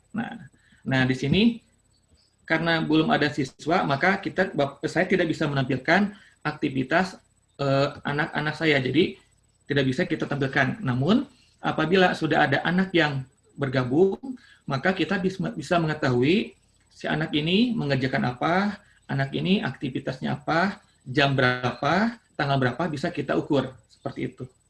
Dan untuk penilaian karena belum ada muridnya, maka penilaian tidak bisa ditampilkan. Namun secara umum berbicara mengenai kelas maya kurang lebih seperti ini deskripsi ketika nanti Bapak Ibu menggunakan kelas maya dalam kegiatan pembelajaran. Untuk hal lain yang sifatnya teknis mungkin bisa kita diskusikan, bisa Bapak Ibu tanyakan di forum diskusi. Demikian mungkin Bu Nida pemaparan dari saya. Selanjutnya silakan Bu Nida untuk memandu. Oke, baik. Terima kasih Pak. Jelas sekali pemaparannya ya. Tapi di sini ada beberapa, dari para putra ya bertanya. Ya. Pertama, apakah sebagai penyelenggara dibuatkan oleh sekolah atau kita dapat membuat sendiri aplikasi penunjang yang tadi ya Pak ya? Kedua, saat penggunaan kelas maya ini, apakah dilengkapi seperti aplikasi Zoom untuk tatap muka online atau seperti Google Classroom saja sifatnya? Baik, terima kasih Pak Rao atas pertanyaannya. Pertanyaan yang pertama itu, apakah penyelenggara dibuatkan oleh sekolah atau dapat kita buat sendiri? Nah, diusahakan Bapak Ibu untuk pembuatan akun penyelenggara oleh operator sekolah. Kalau operator, saya berasumsi lebih mengetahui mengenai per-IT-an, atau bisa juga Bapak Ibu membuat satu sebagai penyelenggara. Namun ketika Bapak Ibu sebagai penyelenggara mau disampaikan ke pihak sekolah bahwa untuk kelas maya sudah didaftarkan oleh saya. Jadi penyelenggaranya adalah Pak Rao misalnya, seperti itu. Jadi ketika nanti ada guru lain yang akan membuat, bisa langsung berhubungan dengan Pak Rao dan Pak Rao nanti bisa membuatkan kelas untuk guru yang bersangkutan ataupun guru yang lainnya. Seperti itu mungkin. Jadi kita juga bisa, tapi dengan catatan kita bisa menginfokan ke komponen sekolah bahwa kita adalah penyelenggara atau admin penyelenggara di sekolah kita sendiri. Kemudian pertanyaan kedua, apakah penggunaan kelas maya ini dapat dilengkapi seperti aplikasi meeting? Bisa. Jadi ada forum diskusi di kegiatan ketika Bapak melakukan pembuatan kelas kegiatan belajar 1, ada Bapak bisa menginput di forum diskusi atau di forum materi link meeting yang bisa Bapak Ibu bagikan. Apakah link meeting itu dari Zoom ataupun Google Meet ataupun yang lainnya. Ketika Bapak Ibu membagikan link meeting dan kemudian anak mengklik, maka kita bisa melakukan pikon sesuai dengan jadwal yang sudah ditentukan. Jadi ini bisa bertindak sebagai media Bapak Ibu menyebarkan link meeting untuk kegiatan pembelajaran. Jadi selain seperti Google Classroom, ini juga bisa seperti aplikasi meeting yang biasa kita pakai. Seperti itu mungkin Bu Nida, mudah-mudahan tidak puas.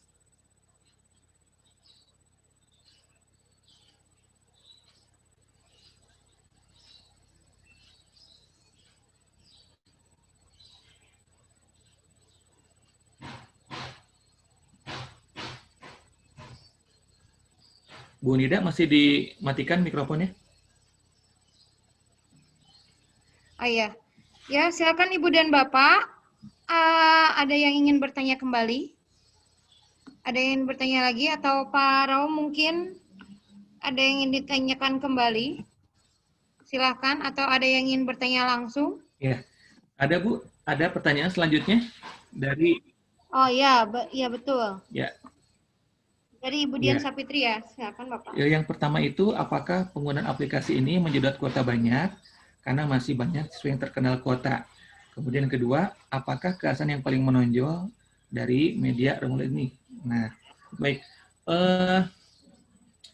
Untuk Ibu Dian, ketika kita menggunakan satu aplikasi, kemudian ada mengharuskan untuk menginstal, ketika kita diminta menginstal, biasanya itu akan menyedot kuota.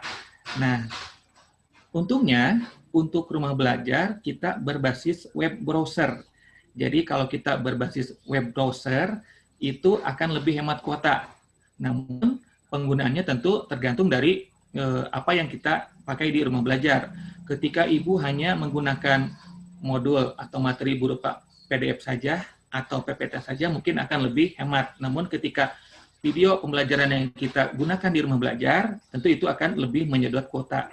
Namun secara umum, ini tidak terlalu menyedot kuota, karena sepengetahuan saya, untuk rumah belajar itu, dia menggunakan bandwidth yang lumayan kecil. Jadi, jelas ini merupakan solusi di mana dengan keterbatasan kuota, kita bisa maksimal dalam pembelajaran.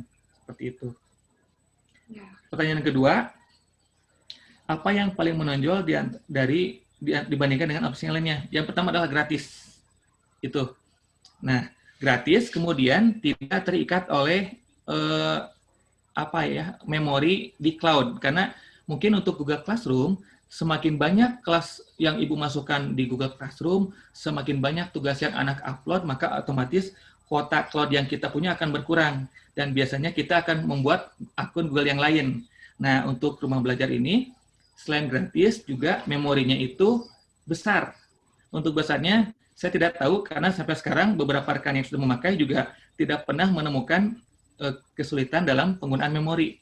Karena kalau untuk Google Classroom yang sudah saya buat, ketika anak mengupload tugas, apalagi tugasnya video, jelas kuota kita yang cuma berapa giga di Google Classroom itu kan terpakai. Akibatnya saya buat akun Google yang lain. Seperti itu mungkin Ibu. Mudah-mudahan. Ya, baik. Oke.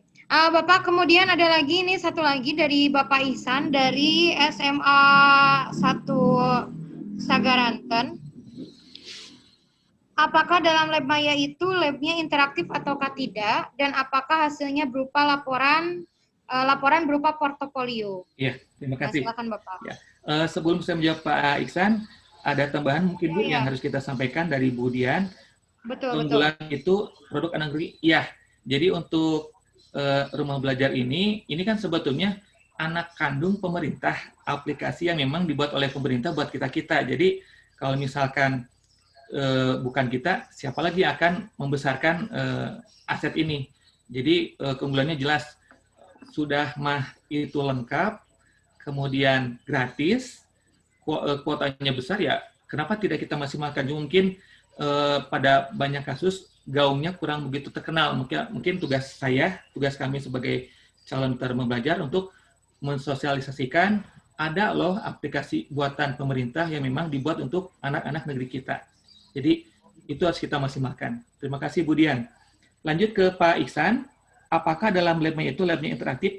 Ya, untuk lab maya itu interaktif Pak. Jadi pada saat Bapak melakukan misalkan untuk materi elastisitas, kemudian kita diberikan praktek virtual dengan ada pegas dan ada beban, maka Bapak bisa melakukan perubahan panjang pegas, perubahan massa yang bisa kita buat secara kreatif untuk meningkatkan keterampilan berpikir siswa. Jadi benar Pak, itu interaktif. Ya. Apakah hasilnya berupa laporan portofolio? Ya. Untuk hasilnya itu tergantung dari kreativitas kita. Jadi untuk elastisitas, LKS-nya sudah ada, namun mungkin pada beberapa bagian perlu kita perbaiki, disesuaikan dengan karakteristik kita dan juga anak-anak kita. Karena itu kan sebetulnya LKS yang standar. Kalau misalkan Bapak, saya ingin mengajar materi elastisitas, LKS-nya menggunakan model anu, mungkin bisa kita sedikit variasikan. Hasilnya bisa portofolio ataupun yang lainnya, Pak. Jadi bebas tergantung dari model apa yang Bapak pakai pada saat melakukan pembelajaran. Baik. Oke, ada Ibu dan Bapak, silakan. Mungkin ada lagi yang ditanyakan? Atau mungkin karena waktunya mepet ya, Pak Indra, mungkin dicukupkan dulu ya, Pak Indra ya? Ya, mungkin Ibu. Ya, mohon maaf Bapak Ibu atas kekurangannya. Mungkin sebelum ditutup, ada yang ingin saya bagikan ke Bapak Ibu sebagai sesama guru fisika. perjalanan yang sudah saya lalui, mungkin Bapak Ibu yang ikut pembatik 1, 2, 3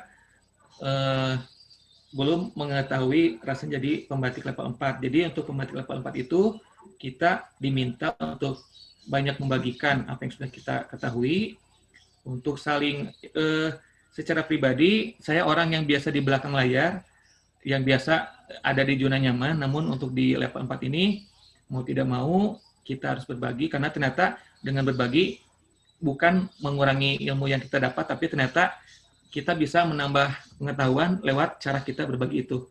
Mudah-mudahan tahun depan, Bapak Ibu yang di sini, bisa mengikuti jejak saya, mengikuti pembatik dari mulai level 1, 2, 3, dan 4. Dan alhamdulillah, saya lebih menyukai proses, mudah-mudahan proses yang saya lakukan ini bisa menjadikan saya lebih baik dari yang sebelumnya. Terima kasih Bu Nida, mungkin itu closing statement dari saya. Ya, amin ya Bang. Oke, terima kasih Pak Indah atas materinya. Ibu dan Bapak, seperti yang di awal saya umpamakan ya di chat, ada pemberian giveaway untuk yang bertanya. Di sini ada 4 berarti Pak Indra ya. Di sini ada Bapak Rao, Bu Amel, dan Budian, serta tadi yang terakhir adalah Bapak Ihsan ya. Nanti akan kami hubungi untuk selanjutnya. Ibu dan Bapak, hari ini mungkin kita sebelum tutup kita akan foto dulu, foto bersama. Silakan dibuka lagi Ibu dan Bapak videonya.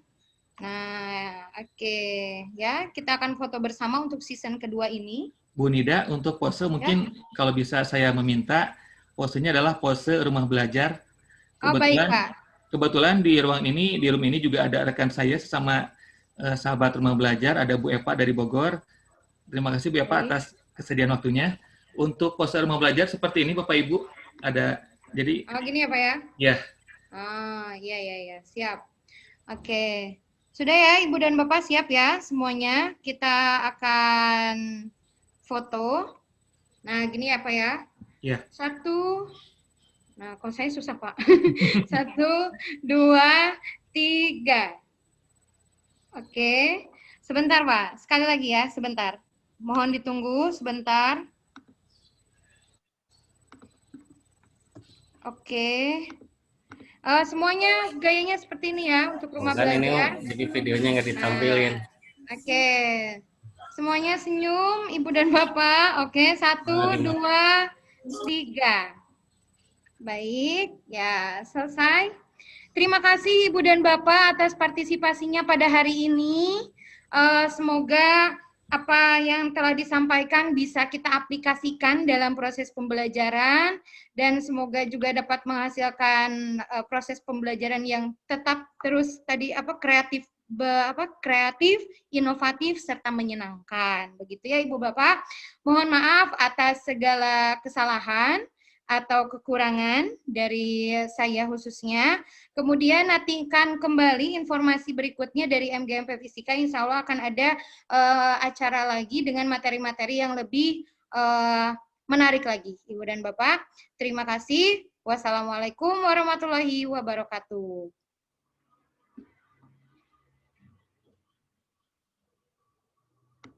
Baik, silakan kalau ada yang ingin. Terima kasih ya Ibu dan Bapak. Bu Eva, jangan dulu lip ya. Dan bagi Bapak Ibu yang ingin bertanya lebih lanjut, kami masih membuka untuk diskusi. Baik. Terima kasih Bapak Ibu semuanya.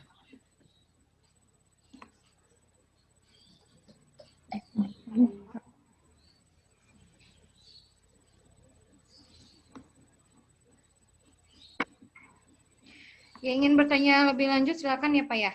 Ke Bapak langsung, kepada Pak Indra langsung disampaikan, silakan.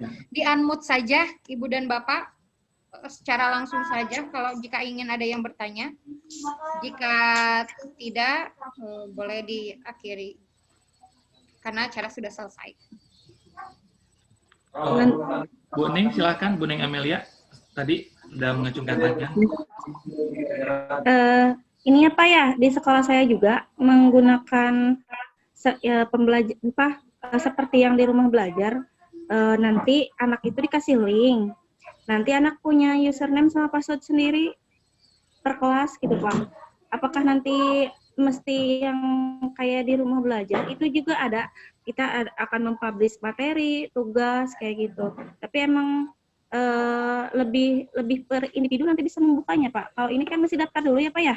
Iya, ini daftar. Bagaimana? Tapi kalau untuk aplikasinya Ibu, namanya apa yang dipakai di sekolah Ibu? Bentar. Pars tuh aplikasi apa gitu Pak ya? Yang Candy ya? Candy Pak? Candy ya, berarti sama seperti kami Bu di Cikembar. Jadi kita kan bisa mengupload materi, kemudian untuk kehadiran anak diminta untuk selfie ya. Iya. Ya, itu juga sama Bu. Cuman itu Kalau misalkan di rumah belajar kita bisa mengakses ke yang sekolah-sekolah lain nggak Pak? kalau untuk rumah belajar tidak Bu, karena untuk masing-masing akun penyelenggara itu hanya untuk khas sekolah kita, kecuali anak itu gabung ke kelas lain dari sekolah lain. Tapi ketika sudah ada sekolah penyelenggara, maka anak tidak bisa ikut ke kelas sekolah lain. Oh, gitu. Ya. Ya mungkin itu saja Pak. Ya. Cuman untuk Candy itu kan berbayar ya, kalau ini gratis. Iya. Justru nanti saya mau ajukan. Iya. Insya Allah mungkin kita juga di Cikembar sedang penjajakan, kalau misalkan ada yang gratis dan bagus, kenapa harus yang berbayar, seperti itu. Iya. Terima kasih Pak. Sama-sama. Selamat. Nanti ingin ini Pak, cara tadi kan kurang jelas ya. Iya. Sinyalnya masih ini, minta yang cara pendaftarannya. Oh iya, dan, mungkin nanti saya kirimkan apakah itu berupa tutorial ataupun berupa petunjuk untuk penggunaan akun Bu ya? Iya. Ya. Mohon maaf Ibu dan Bapak, saya belum men-share file ya. Saya akan share file yang tadi di sini. Mohon maaf. Ya, selamat datang Pak Dede. Baju kita sama, kuning-kuning ya.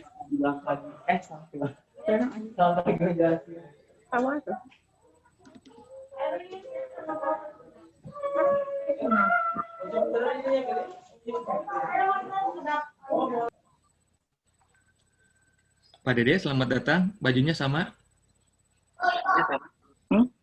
Aku beli rupi 1.000-an. Pak Dedenya. Ambilin tas ibu yang di kursi dulu. Iya, ibu ambilin tas dulu. Ibu kan tadi beli 3.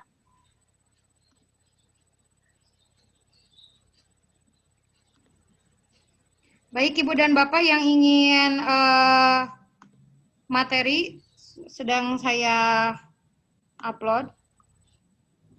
Sudah di-upload. Silakan di-download.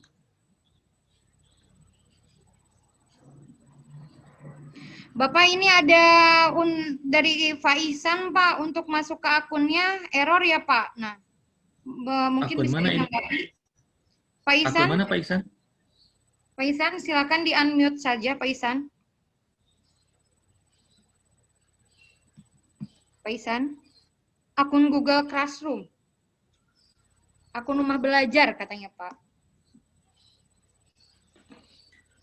Kalau mungkin bisa dibuka Pak Iksan untuk itu biar lebih jelas, di unmute saja. Sebentar Pak.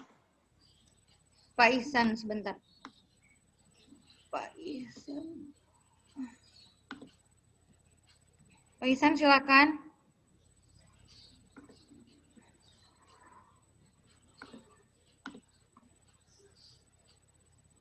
Pak Ihsannya tidak menanggapi Pak untuk. Nah, oke. Tidak Ya, Pak. menanggapi. Akun yang mana Pak? Akun yang error itu? Ada. Akun rumah belajar, Pak. Sekolah Bapak sudah daftar sebagai penyelenggara belum? Barusan daftar sekolah. Kemudian mencoba untuk mendaftarkan Sebagai guru? jadi guru. Tapi tidak masuk. Malah jadi langsung ke IS4. Error. Itu kan Pak, tadi kata saya ketika Bapak mengajukan untuk sebagai penyelenggara harus menunggu sekitar 1-2 hari. Jadi di-admit oleh admin Pusdatin bahwa sekolah Bapak itu sebagai penyelenggara kelas maya, jadi tidak bisa langsung. Tapi kalau login menggunakan Google, Gmail, langsung bahasanya cannot found. Maksudnya gimana Pak menggunakan akun Google Classroom? Karena untuk akun Rumah Belajar tidak terintegrasi dengan akun Google Classroom, Pak. Bukan terintegrasi dengan Google ya, di bawahnya masuk dengan akun Google. Kan ada masuk dengan yang sudah terdaftar atau bisa masuk dengan akun Google. Iya.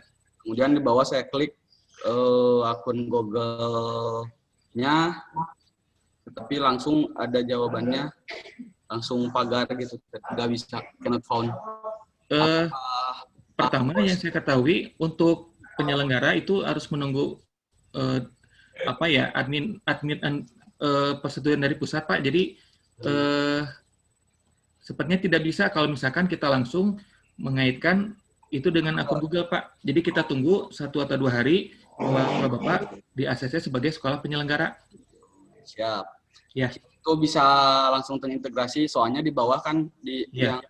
yang di web yang sekarang itu di bawahnya ada bisa menggunakan Rumah Belajar atau Facebook atau Google. Ya.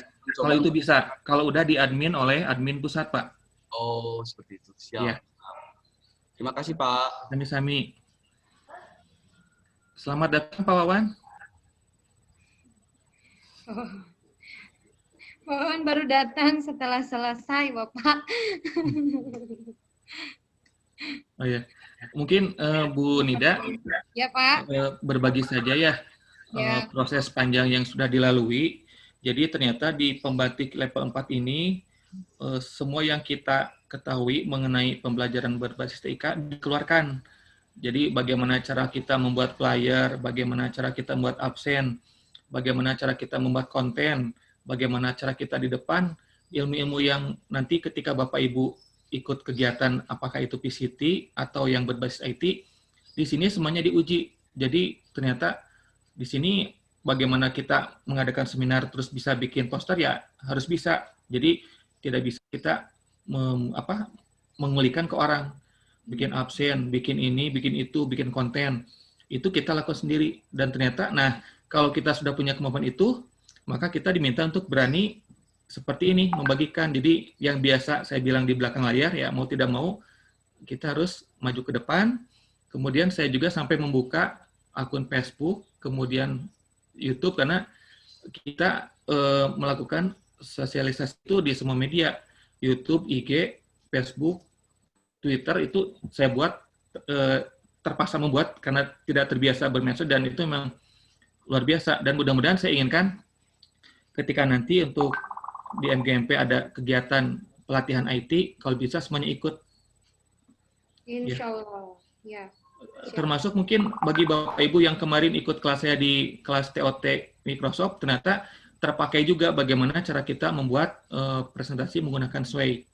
Jadi mudah-mudahan bagi Bapak Ibu ketika ada pelatihan diklat yang berbasis IT, mau tidak mau bisa dan harus ikut karena terpakai. Karena kalau misalkan kita diam saja, kita akan semakin ketinggalan. Apalagi kita ini fisika, biasanya identik dengan guru yang pintar dan go IT gitu. Baik. Siap. Ya. Selesai mungkin Pak, atau bagaimana ini? Baik, kalau tidak ada pertanyaan lagi, mungkin kita, Bu Nida sebagai host bisa melakukan end meeting. Terima kasih Bapak Ibu semuanya. Selamat melanjutkan aktivitas dan mudah-mudahan kita bisa ketemu lagi di lain waktu. Ya, baik Pak. Terima kasih. Selamat siang semuanya. Wassalamualaikum warahmatullahi wabarakatuh. Sampai jumpa lagi.